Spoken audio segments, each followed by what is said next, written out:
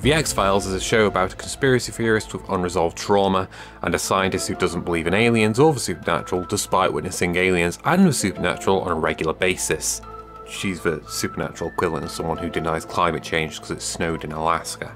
The X-Files Resist or Serve is a PlayStation 2 survival horror game based on this show, released in the EU 309 days before Christopher Eccleston first said the word run in the 2005 revival of Doctor Who. It was developed by Black Ops Entertainment and published by Vivendi Universal Games, the same people behind the publishing of Jurassic Park Operation Genesis. And for some reason, hardly anyone remembers it. Why? Oh, aliens probably. The gameplay style is divisive. It uses fixed camera angles that change in different areas similar to the original Silent Hill or Resident Evil.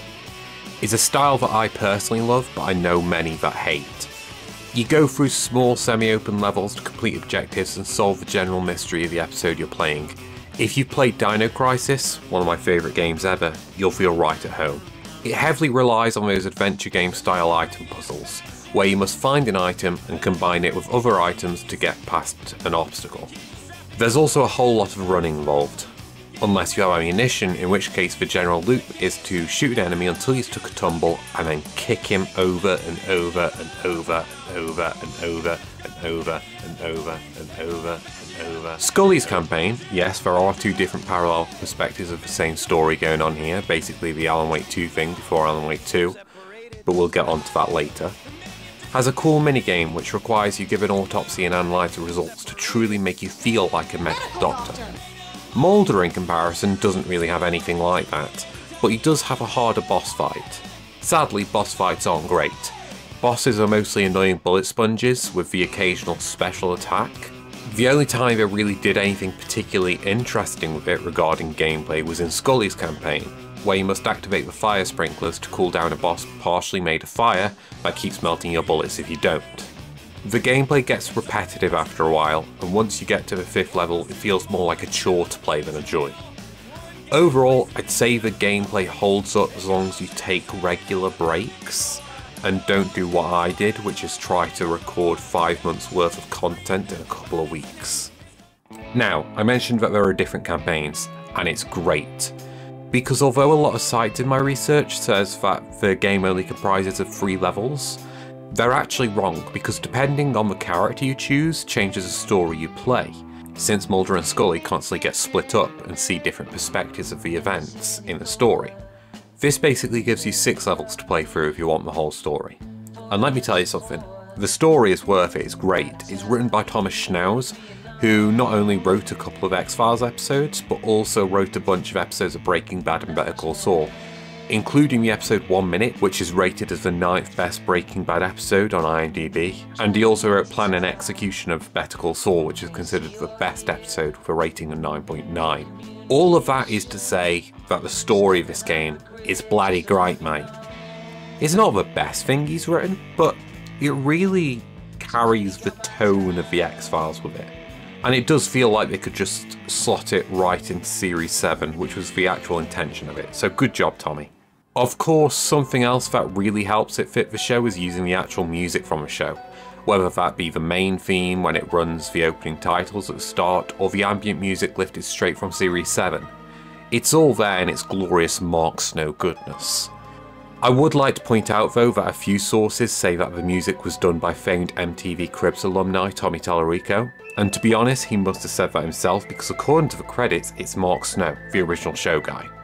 For some reason Tommy Tallarico has managed to squirm himself in there due to some audio directing work, like squirming himself into a student orchestra with a bad guitar mix.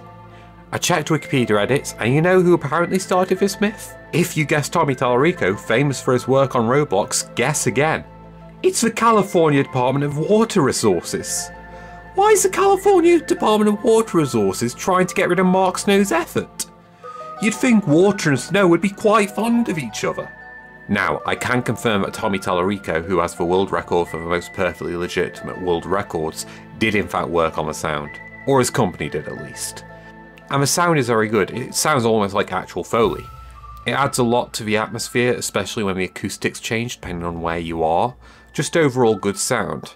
I'm sure Shigeru Miyamoto would be proud. The sound complements the overall art design well. Although the graphics have aged quite a bit, a lot of the poor graphics are disguised by the lighting and the distant camera angle, and it all adds up to be something really special. Oddly enough, it feels like as the game went on, the graphics got worse, as if they were running out of time and rushed things a bit, but as a general rule, for the art design, it mostly holds up for the first 2 episodes. And with the music, art design and sound design, it all adds up to create a brilliant television-like atmosphere that you could pierce with a stiletto. The television show similarities don't stop at the atmosphere though, because the voice cast is comprised of the same cast as that of the TV show. Isn't that neat? You've got people like David Duchovny, Gillian Anderson, William B. Davis, Nicholas Lee, etc, etc, etc. And you know what? They all look fantastic in lipstick. Also, their voice acting holds up. There is a level of discomfort from some, as if they're not used to it, but the director has done a fantastic job at bringing their full performance potential to life. As for ease of access, as always, it's easy to emulate as long as you have a disc to rip it from, like the upstanding citizen I'm sure you are. Now, I know everything so far has held up, but I am British, so I need to complain about something. It's just a biological response ingrained into every writ, like drinking tea, or the purloining of ancient artefacts. And let me tell you something, the controls aren't great. Movement is a bit clunky at times, you have to be perfectly oriented to interact with some things, you have to go into menus to use items on the environment instead of it being contextual. It's all these little things that aren't too bad on their own, but start to add up once they occur over and over and over, one after the other. Overall, the X-Files Resistance serve is worth your time if you're an X-Files fan. But with the little problems and rushed feeling nearing the last third of the game, it becomes a drag to play without regular breaks. It holds up if you play it over a few weeks and is a genuinely underrated gem of the PlayStation 2 era. But if you play through it quickly over the course of a week or two, then it's going to feel draining by the end of it and leave a bad aftertaste, like an expired packet of Morley's without a filter.